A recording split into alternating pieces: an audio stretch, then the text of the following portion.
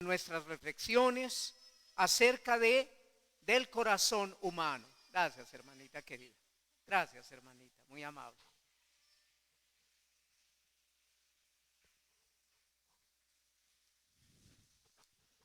Salmo número 10, por favor. Dice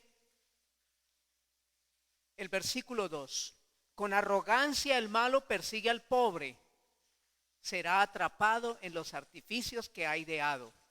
Versículo 4: el malo, por la altivez de su rostro, no busca a Dios. No hay Dios en ninguno de sus pensamientos. Sus caminos son torcidos en todo tiempo. Tus juicios los tiene muy lejos de su vista. A todos sus adversarios desprecia. Dice en su corazón: no seré movido jamás. No me alcanzará el infortunio. Versículo 11. El mismo impío dice en su corazón: Dios ha olvidado, ha encubierto su rostro. Es decir, él no se da cuenta de lo que yo hago, de lo que yo digo, pienso. Nunca lo verá.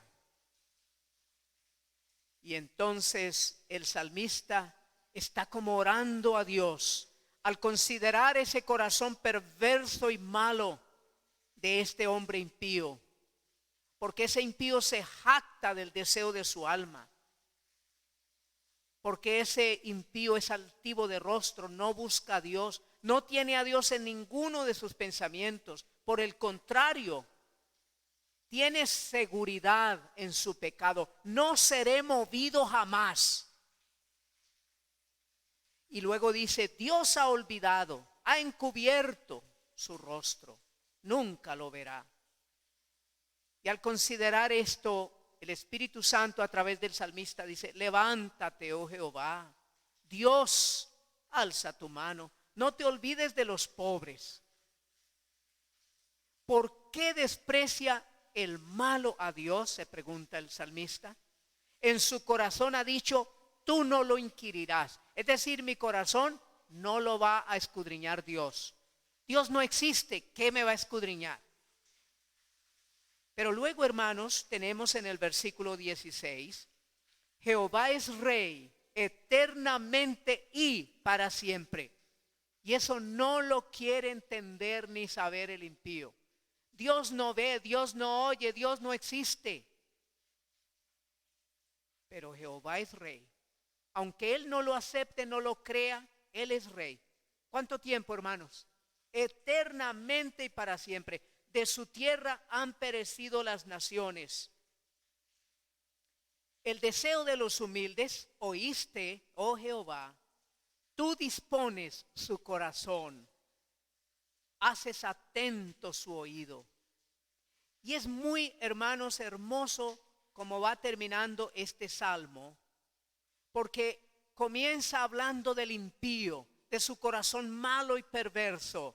Y este es exactamente lo que estamos estudiando: reflexiones acerca del corazón humano. ¿Cómo es el corazón humano?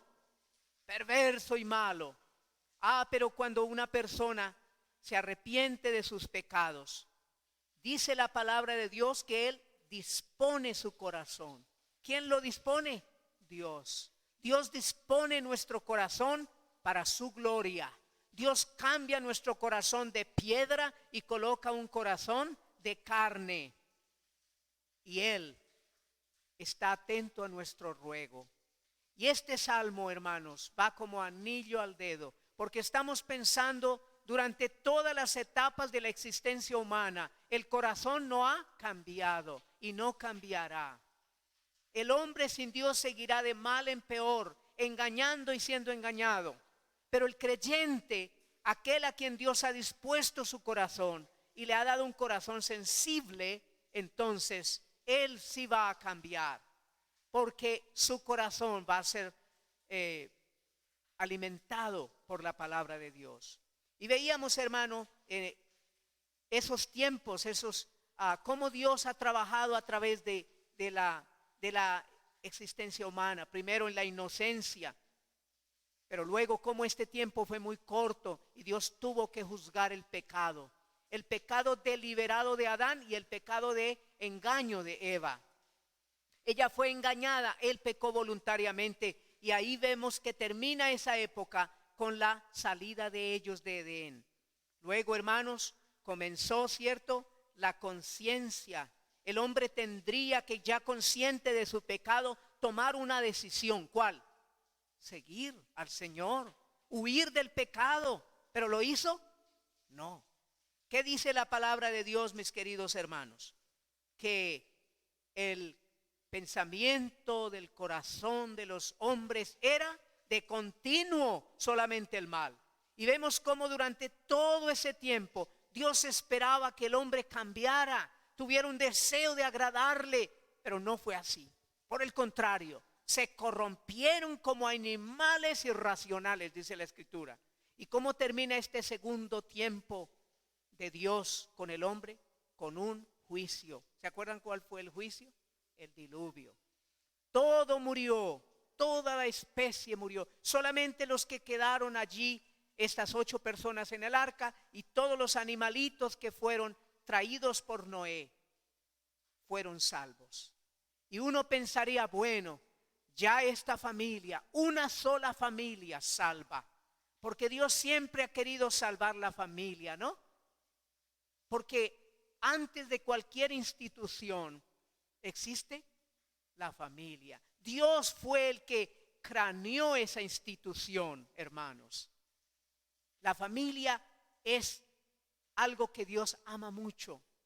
Por eso tenemos una promesa allá en el Nuevo Testamento, en Hechos 16:31, ¿no? ¿Se acuerdan qué dice? Cree en el Señor Jesucristo y serás salvo tú y tu casa. Y aunque eso no es una cosa automática, sino que quiere decir que el que cree va a tener que pagar un precio alto para ver a su familia salva. ¿Cuál es ese precio? Testimonio, ¿no? Testimonio. Aunque predique, no lo van a escuchar, solamente lo van a observar. Pero ahí está la promesa. Y esa promesa, hermanos, es algo que debe dar gozo y paciencia a todos nosotros para que un día la veamos cumplida. Y si no la viésemos aquí, que la veamos allá. Amén. Muy bien.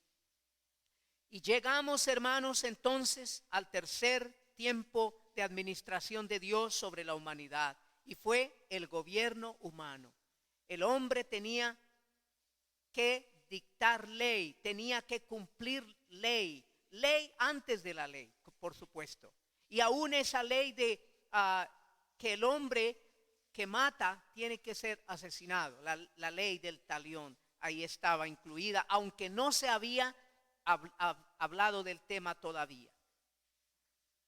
Y el hombre que tenía el poder y la autoridad de gobernarse, lastimosamente, ¿qué quiso hacer con ese poder? Sacar a Dios. Y por eso ideó como una torre, ¿no? Una torre que llegue hasta la presencia misma de Dios para derrocar a Dios. Porque el hombre es el que tiene el gobierno, el que tiene el poder. Y ese tiempo triste, hermanos, en que se ve otra vez al corazón humano. En todas estas etapas vemos el corazón humano. ¿Cómo? Malo, rebelde, perverso. Y en ese tiempo la soberbia del corazón. Tenemos que llegar hasta Dios para demostrar que somos más que Él. ¿Cómo les parece, no, hermano? Así cumple la escritura del Salmo, que el hombre pone su boca contra el cielo. ¿Cierto? Y su lengua pasea la tierra, dice del texto del Salmo 73. Hermanos, termina ese tiempo, amigos, con el juicio. ¿Cuál juicio fue? La torre de Babel, ¿cierto? La torre de la confusión. Dios entonces da los idiomas y así la gente no se podía entender. Y por eso se fueron organizando en grupos. Los que hablaban el mismo idioma se fueron organizando y así, hermanos, se formó la raza humana, las etnias y todo eso. Pero bueno, viene un tiempo de gracia, un tiempo de misericordia. Y Dios tomó un hombre en su soberanía, en su misericordia, un hombre gentil, un hombre que no conocía al Dios de los cielos, solamente conocía ídolos y vivía en Ur de los caldeos. Y este hombre halló gracia en la presencia de Dios y Dios le mandó salir de su tierra y de su parentela e ir a la tierra que él quería darle. ¿De quién estamos hablando? De Abraham. De Abraham primero, padre enaltecido, para luego ser Abraham, padre de multitudes. Un hombre que nos es muy querido a nosotros los creyentes, porque dice la palabra que fue justificado por fe, sin obras, ¿no? Pero sus obras mostraron su fe, porque él actuó de acuerdo a la palabra. Dios le dice, sal de tu tierra, y él salió. Aunque no podemos decir que fue completamente obediente, porque con él salió su papá, ¿no? Y su sobrino. Y entonces se nota que había mucha, ¿cómo se llama? El cordón, ¿no? El cordón estaba ahí, no se podía soltar el cordón. Y eso fue difícil porque eso como que retrasó la llegada. Y así pasa, hermanos, en nuestras vidas. Dios nos da órdenes a hacer, pero nosotros a veces le damos la prioridad a la familia, o al trabajo, o al deporte, o al sueño, o a la pereza. Y hay muchas cosas como que se interponen, ¿no? Para que nosotros no avancemos. Y ahí estamos estancados. Y hasta que eso que nos amarra, digamos, ese ídolo, no se acabe, no muere, ¿no? Como le pasó a Taré, que murió en Harán, entonces no se puede avanzar. Pero aún Abraham continuó su viaje con Lot, su sobrino querido. Y después vemos los problemas, ¿no? La complicación, hermanos, porque como dicen las abuelitas desde mi época, no hay cuña. Exacto, no hay cuña que más apriete que la del mismo palo. Y eso fue triste porque finalmente tienen que separarse por dificultades en cuanto a sus ganancias, en cuanto a sus ovejas, ¿no? Los pastores de uno peleándose con los de los otros. Y así es, hermanos. Entonces, a veces, hermanos, la verdad es que mejor cada loro y así no hay conflicto, ¿no? Sí, cada uno donde el Señor le ha puesto y a servir humildemente y con amor. Pero si uno está metiendo y eso en otros sitios donde no le llaman, pues es más bien un problema, ¿cierto? Bueno, hermanitos, eso se aprende con los años. Pero seguimos. Dios llama a Abraham y Abraham salió, como hemos visto en Génesis 12, 1 al 4, en 46, 6, en Éxodo 1, 7. Y Abraham va llegando a Canaán, pero luego comienza una gran hambre, ¿se acuerdan? Y entonces Abraham mismo decide ir a Egipto. Y ya en Egipto, ¿recuerdan qué hizo Abraham, hermanos? Mintió, ¿no? Y allí no podía adorar a su Dios. Allí no podía levantar un altar a Jehová, porque cuando hay pecado es imposible adorar, ¿no? Adorar realmente, porque gente está adorando a Dios ahora religiosamente. Sí, hermanos, gente está adorando a Dios ahora religiosamente, pero no es una adoración del corazón, no es una adoración que Dios acepta, porque es falsa. No, hay iglesias donde se acepta todo ya, ¿no?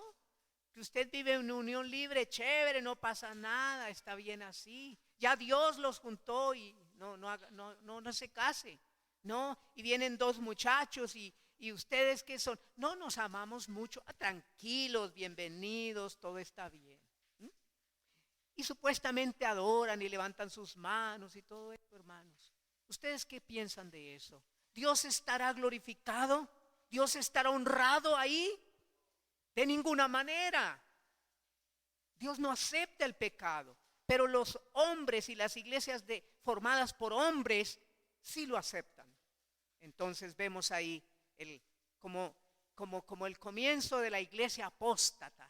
La iglesia apóstata, hermanos, es una realidad. Hoy hay iglesia apóstata, ¿no? Todos aquellos que rechazan la santidad de Dios, la soberanía de Dios sobre la vida, son iglesia apóstata. No importa cómo se llamen ni dónde estén. Forman parte de ese amalgama que se llama ecumenismo y que son los seguidores en realidad de Satanás. Pero bien, hermanos, vemos cómo este tiempo termina triste, termina con esclavitud.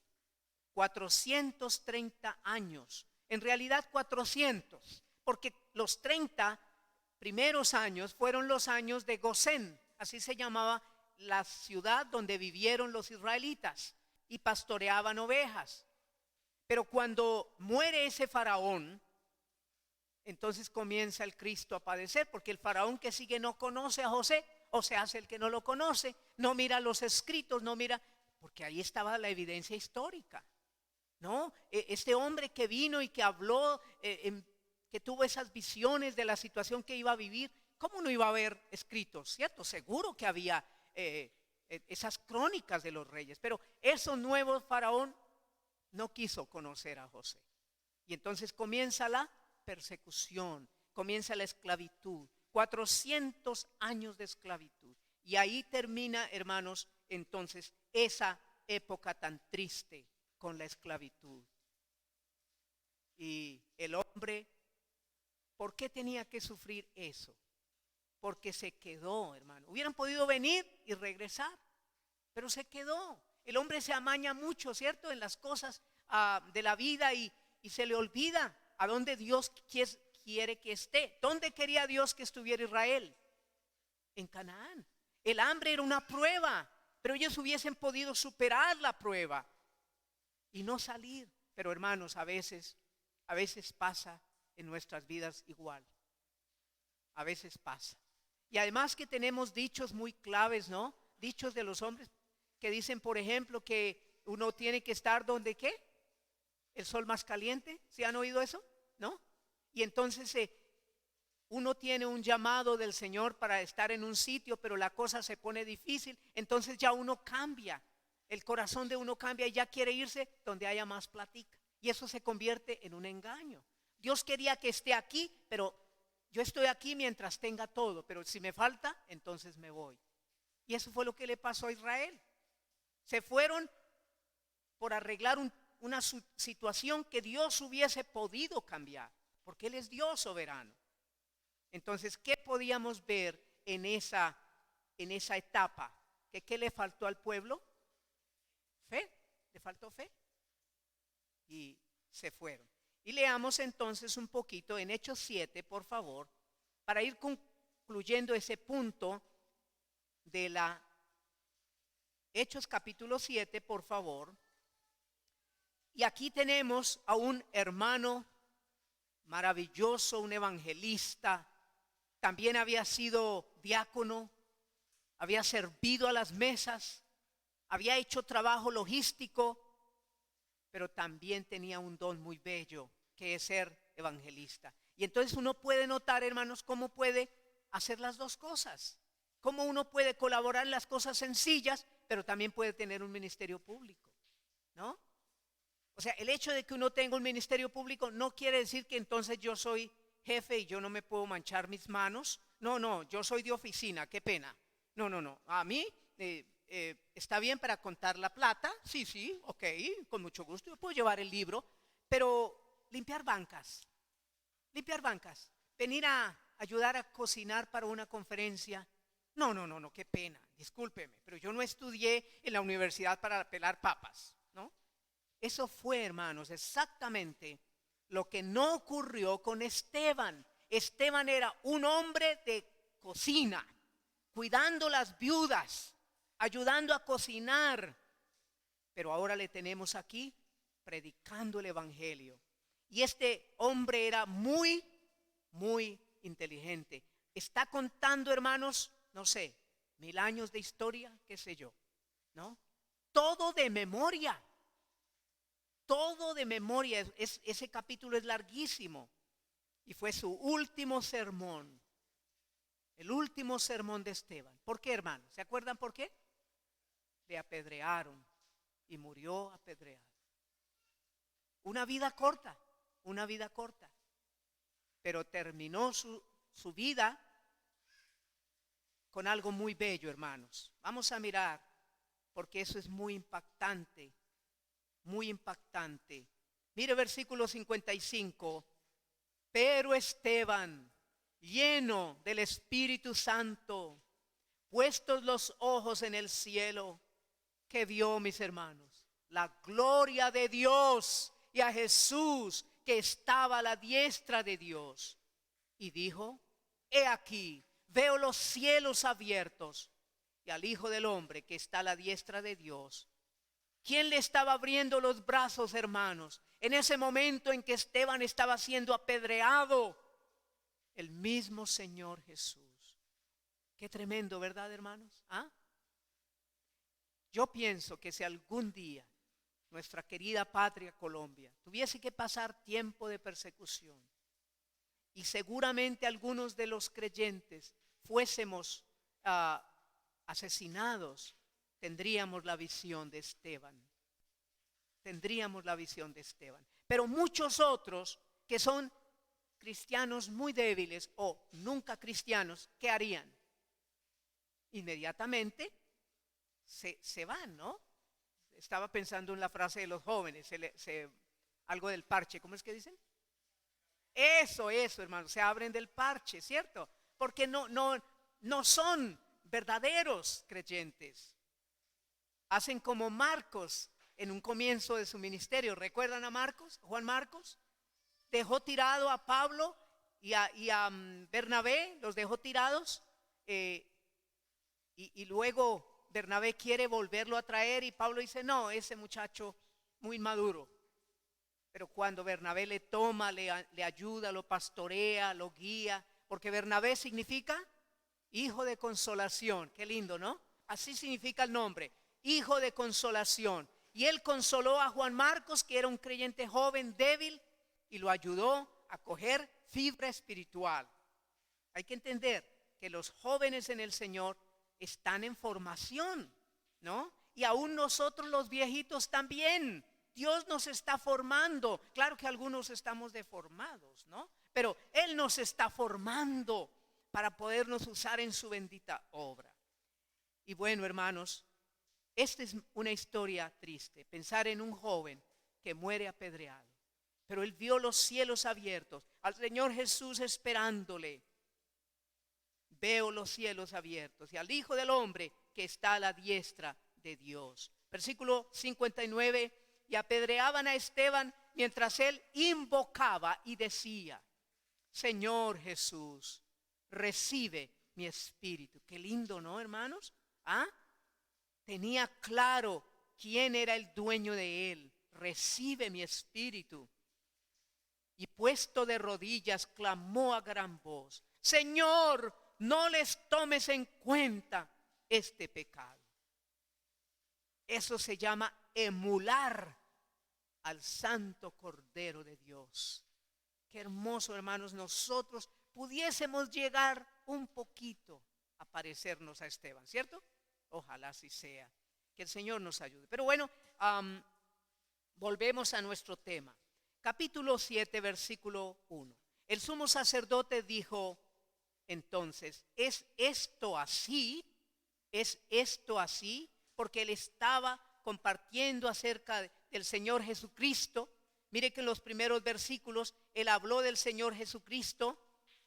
Pues le hemos oído decir que este Jesús de Nazaret destruirá este lugar y cambiará las costumbres que nos dio Moisés.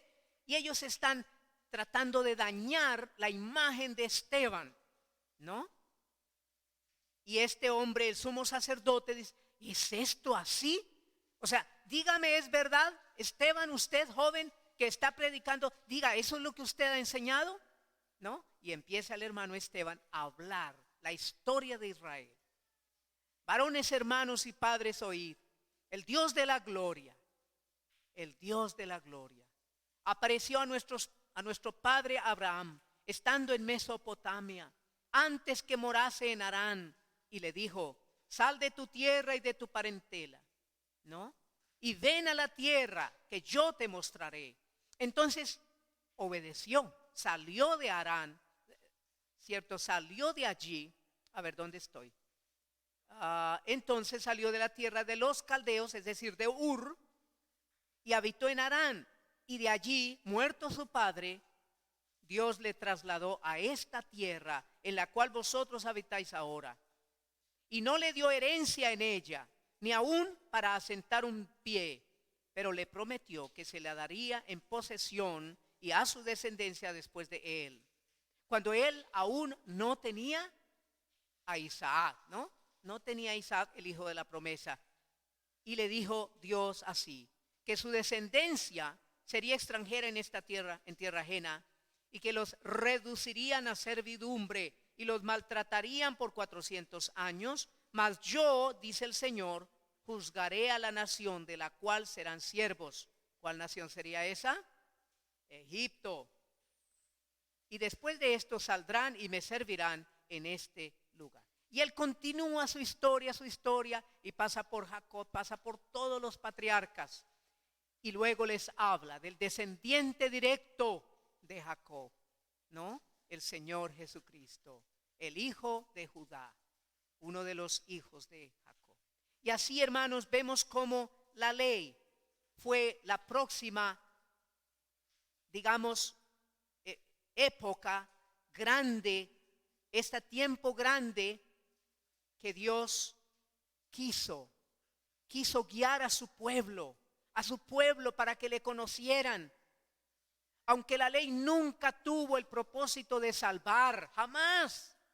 Pero lo que Dios quiso con la ley es primero mostrar que Dios es santo, santo, santo. Y que el hombre no podrá jamás cumplir toda la ley. Que si cumple un punto, falla en los otros. Y así no tiene salvación.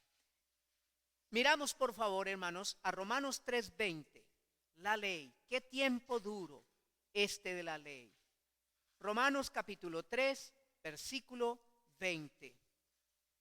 Aquí el apóstol Pablo nos está enseñando acerca de este tema tan importante y está confrontando la ley con la gracia para mostrarle al hombre que la ley no puede salvar, solamente informa al hombre de su pecado, pero no le da el poder de obedecerla.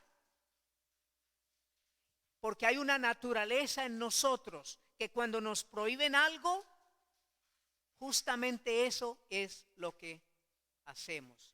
Capítulo 3, versículo 9 en adelante nos dice que no hay justo, que no hay nadie perfecto, que todos nos hemos desviado, a una nos hemos hecho inútiles, no hay ni siquiera uno bueno. Y por eso el Señor Jesucristo le dijo a aquel joven: ¿por qué me llamas bueno? Ninguno hay bueno sino solo Dios. Y aquel joven no creía que estaba delante de Dios. No lo creía. Pensaba que estaba delante de un gran profeta, un gran, cierto, pero no delante de Dios. Cuán equivocado estaba. Versículo 19. Pero sabemos que todo lo que la ley dice, lo dice a los que están bajo la ley, para que toda boca se cierre. Es decir, nadie ose decir: yo sí puedo cumplir la ley. No, yo sí puedo. Toda boca se cierre, quiere decir toda persona que tenga 5 sentidos va a decir: imposible para mí, no lo puedo cumplir. Toda boca se cierre y todo el mundo, no solamente Israel, sino todo el mundo, quede bajo el juicio de Dios, ya que por las obras de la ley ningún ser humano será justificado delante de él, porque por medio de la ley es que, hermanos, el conocimiento del pecado. Y en otro lugar nos dice, porque yo no conocería la codicia si la ley no dijera no codiciarás. Pero cuando yo entendí lo que es codiciar, entró en mí toda avaricia. Así es, hermanos. Por eso es que es posible, hermanos, que las drogas ilícitas han tenido tanto éxito en el mundo, porque están prohibidas, ¿no? Yo no estoy diciendo que será bueno que las legalicen, no. Pero digo que con la rebeldía del ser humano, cuando algo está prohibido, entonces quiere probarlo. Y como quiere probarlo, sabiendo que es ilícito, ¿qué pasa con esto? Queda agarrado ahí, queda amarrado, no puede liberarse. Solo Dios puede hacerlo. Ahora en capítulo 8, versículo 1 del mismo Romanos, dice la palabra: ahora pues ninguna condenación hay para los que están no en la ley, no, sino en Cristo Jesús, los que no andan conformándose a la carne, sino que se conforman al Espíritu, es decir, viven en el Espíritu.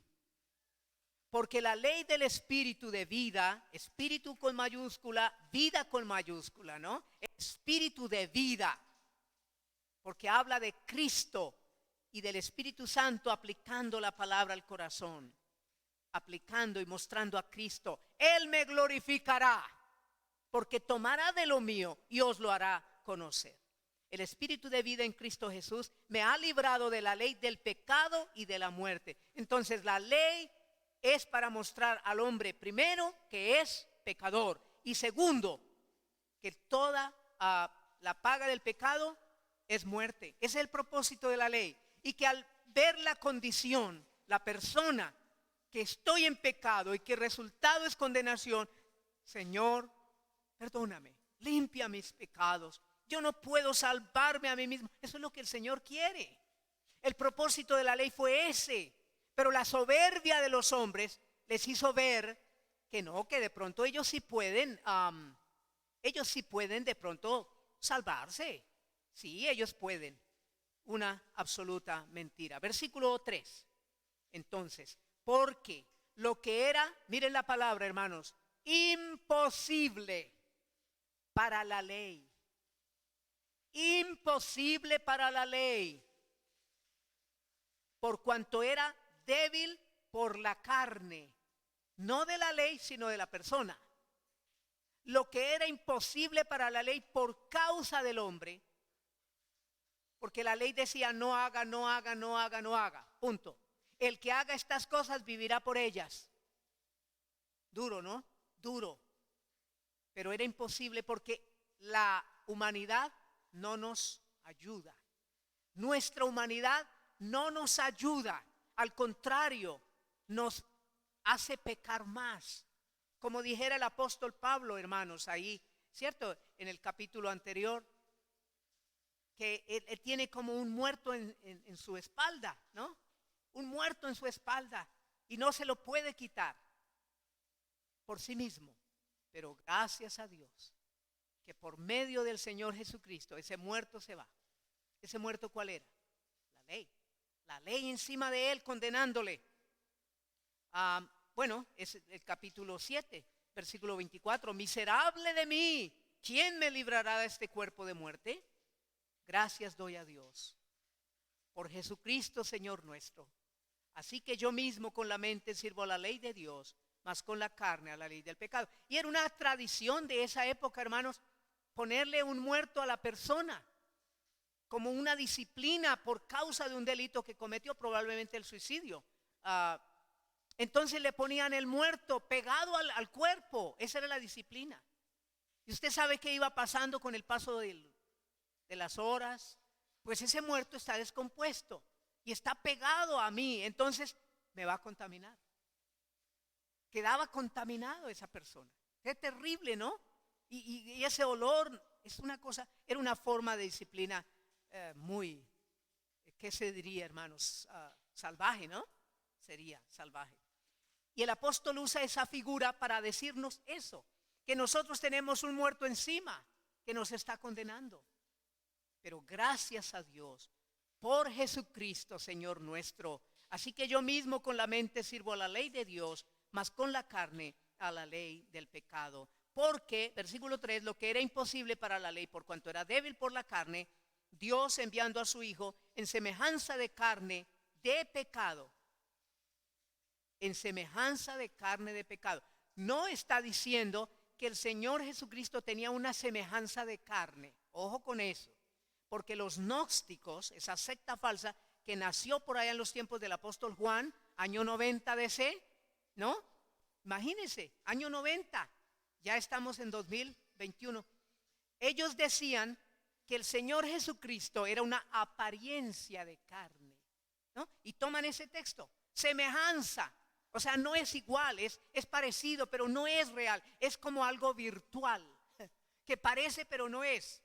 No, lo que está diciendo aquí es que el Señor Jesucristo fue semejante a nosotros en su humanidad, pero sin pecado, sin mancha, sin contaminación, y en su cuerpo humano de carne pura y santa fue a la cruz en sustitución tuya y mía.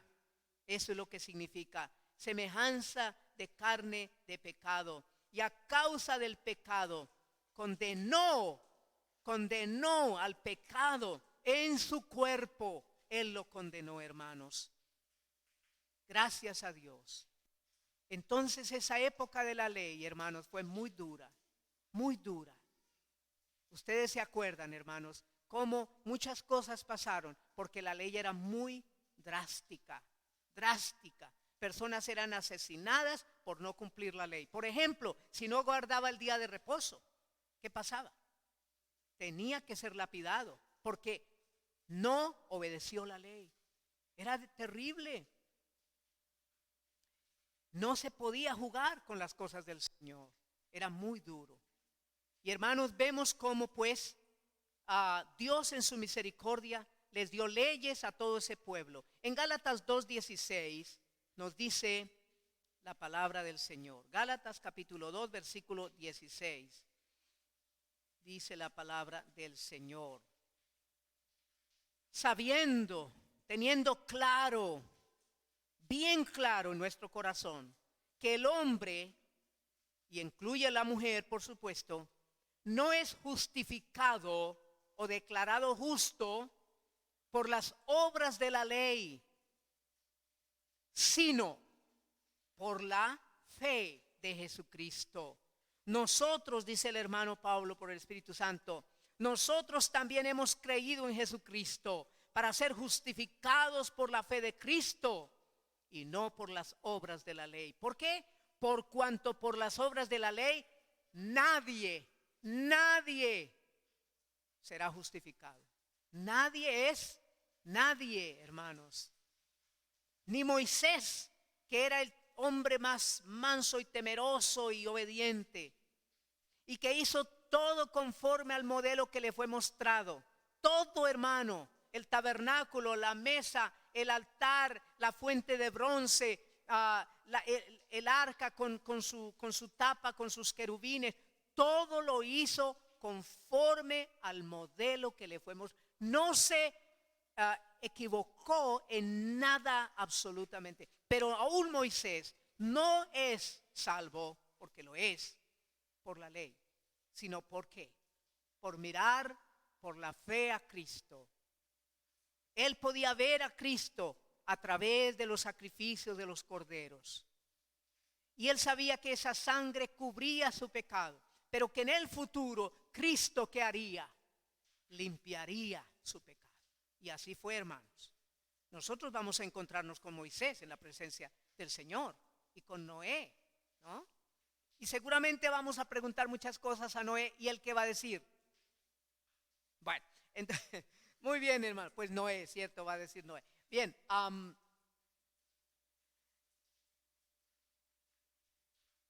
Dios quiso entregar leyes a su pueblo. En capítulos 19 y 20 del libro del Éxodo, ustedes pueden verlo con calma, hermanos. Dios entregando. Pero ese Dios que entregó las leyes a su pueblo, ese Dios que ama a su pueblo querido Israel, lo había formado desde Abraham, ¿no, hermanos? lo había traído a una tierra que fluye leche y miel, aunque ellos no eran un pueblo especial, como él les dice en Deuteronomio. No porque ustedes sean alguien especial, sino por cuanto os amó Jehová y os trajo. Pero ¿cuál fue el corazón de ellos, hermanos? Ya lo hemos visto. Ingrato, olvidadizo, ¿no? Como nosotros. Mire, hermanos, ¿por qué el Señor tuvo que dejarnos una memoria visible? Una memoria visible, que la podamos observar. ¿Ustedes saben cuál es esa memoria visible? El pan y el vino. Eso es memoria visible. Porque si fuera una cosa así invisible, nos olvidaríamos. Pero cada domingo vemos un pan allí sobre la mesa para recordarnos que el Señor Jesucristo un día murió por nuestros pecados. ¿Cierto? Que Él es el pan de vida, no el pan que está en la mesa, sino Él, el pan de vida. Y el vino, una copa, no 100 copas, una copa, ¿cierto? Eso es lo que el Señor enseña. Con vino de uva, para recordarnos que, hermanos, hermanas, su preciosa sangre, que nos limpia de pecado. Dios les entregó pues mandamientos, pero miren, hermanos, a ese Dios todopoderoso, a ese Dios que puede hacer todo lo que quiera, porque Él es omnipotente. Vamos a ver cómo se siente Dios, hermanos queridos, después de haber entregado esas leyes y de ver cómo ellos las quebrantaron, porque al momentico, hermanos, las quebrantaron. Lastimosamente, así fue. Es más, es que Moisés ni siquiera se las había traído y ya las habían quebrantado. Por eso es que cuando Moisés llega, ¿qué hace, hermanos? Se enfurece y rompe las tablas, porque ni siquiera las conocían y ya las estaban quebrantando. ¿Qué pasó? Que el sacerdote Aarón, hermano de Moisés, ¿cierto? Porque era hermano de Moisés, entonces no se dejó asustar por el pueblo. 1 millón de gente gritando y que no sé qué. No, ese Moisés ya se fue, a lo mejor por una culebra lo mató, ¿no? No, eso no, haznos dioses. Y el Aarón ahí estaba como una gelatina. No, y estoy hablando con respeto porque es un sacerdote del Señor, pero realmente era un hombre pusilánime, hermanos, ¿no? Como muchos de nosotros cuando estamos en una situación de presión, así como que nos volvemos débiles, ¿no? En lugar de tener carácter como que, ay, bueno, sí. Eso le pasó a Aarón. Y entonces él mandó, bueno, tráiganme todo el oro que tienen en las orejas. Entonces empezaron a quitar los aretes, las cosas, ¿no? Tráiganme. Y él mismo fundió ese oro, hermanos. Él mismo formó un becerro de oro. Uy, eso a Moisés, hermanos, terrible. Entonces, hermanos, ¿cómo se siente Dios? Vamos a mirar cómo se siente Dios. Deuteronomio 5:29, por favor. Dice Dios, como en una queja, como en algo lastimero. Dice versículo 29. ¿Quién diera? Dios lo dice. Escuchen eso, hermano. ¿Quién diera que tuviesen tal corazón, que me temiesen y guardasen todos los días todos mis mandamientos, para que a ellos y a sus hijos les fuese bien para siempre? Si ven, hermanos, es como Dios frustrado. ¿Quién diera? O sea, después de Dios, ¿quién hay? Nadie. Pero como Él le entregó al hombre la capacidad de raciocinio y de decisión, entonces Él ve el corazón del hombre, un corazón malo y perverso. Y por eso aquí Él dice, ¿quién diera? ¿Cómo quisiera yo? Como cuando ustedes padres, igualito, como cuando ustedes padres hablan de sus hijos que están en rebeldía. Ay, Señor, ¿quién, Señor? Por amor a Dios, mi hijo, hágame caso. Es para su bien. Esa muchacha no le conviene, hombre. Ay, pero es que esa es la que sí, está bien, le gusta, pero es una drogadicta. Le va a enseñar a usted a ser drogadicta. Piense, hombre. Actúe con cordura. Esos pobres padres no hayan cómo hablar, ¿cierto? Así es Dios aquí. ¿Quién diera? Yo veo aquí a un Dios, hermanos, triste. Triste, como la hermana Mirellita el domingo, triste, ¿cierto? Triste, afligido, casi a la lágrima, ¿no? Así está Dios aquí, hermano. ¿Quién diera que este pueblo me temiese, que me obedeciese para que les fuese bien a ellos y a sus hijos para siempre? Porque el deseo de Dios, ¿cuál ha sido? Bendecirnos, darnos bendición hasta que sobreabunde. Pero como nosotros no nos dejamos bendecir, no nos dejamos, somos rebeldes. Y el Señor nos dice por aquí, nosotros vamos es por allá. El Señor nos dice Cali, nos vamos para Tuluá. Bueno, eso es una metáfora, no la tomen tan, pero es una metáfora. No, hermanos, es verdad, es una metáfora, no lo tomen, ¿cierto? Hermanos, esta etapa, la ley, termina con juicio como todas otras. Pero ¿saben cuál fue el juicio en esta? El mismo Señor Jesús culminó esa etapa de la ley muriendo en la cruz para mostrarle al hombre su incapacidad de salvarse por la ley. Por eso es que Juan 1:17 nos dice, la ley por medio de Moisés fue dada, pero la gracia y la verdad vinieron por medio de Jesucristo. Así que pensar en eso, hermanos. El Señor de la gloria tuvo que ser juzgado para terminar esa etapa de la ley, mostrándole al hombre que la ley no le puede salvar. Solo la gracia de Dios. 2 Corintios 5:21. Al que no conoció pecado. ¿Quién? El Señor Jesucristo. Por nosotros lo hizo, lo miró, lo trató, lo juzgó como pecador. Para que nosotros fuésemos hechos justicia de Dios en él. Y finalizamos leyendo Gálatas capítulo 3. Ya con esto terminamos hoy, hermanos. Gálatas capítulo 3, por favor. Y dice la palabra del Señor en versículo 14. Bueno, en versículo 13, Cristo nos redimió de la maldición de la ley, hecho por nosotros maldición, porque escrito está, o está escrito, maldito todo el que es colgado en un madero, para que en Cristo Jesús la bendición de Abraham, acuérdense que hablamos de Abraham como el primero que Dios dice que fue justificado por fe. Y nosotros somos hijos de Abraham en ese sentido, porque todos los que somos salvos y los que van a ser salvos es por fe en Cristo. Punto. Dice, para que la bendición de Abraham alcanzase a los gentiles a fin de que por la fe recibiésemos la promesa del Espíritu Santo. Hermanos, y termina esta dispensación de la ley con dos juicios duros. Uno, Cristo en la cruz. El otro, Israel por todo el mundo. Eso fue parte del juicio de Dios también. Esta dispensación termina con eso.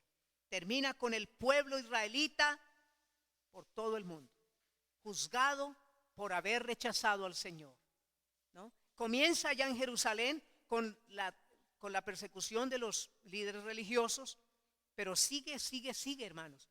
Y los judíos están por toda la tierra y estuvieron así, hermanos, sin país, sin estado. Era como un país sin tierra por todo el mundo hasta el año 1948, dice la historia. Un 12 de mayo de 1948 se establece una vez más, después de siglos,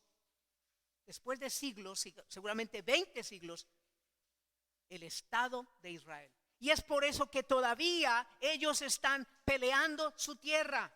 Porque como decía mi abuelita, el que se va y el que viene de Barranquilla se sienta encima. Y eso les pasó a ellos, ¿no? Y eso que estoy diciendo, hermanos, aparece en Deuteronomio 28, 63, 66, en Lucas 21, 20, 24. No tenemos tiempo de leerlo, pero así es. Padre, te agradecemos en esta preciosa noche por habernos permitido, Señor, recordar tu gracia a pesar de nuestro corazón sucio, a pesar de que nuestro corazón no ha cambiado.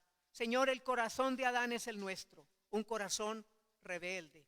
Pero te damos gracias, porque en tu gran misericordia, a través de pruebas, luchas y dificultades, has quebrantado nuestro corazón y nos has dado un deseo de agradarte.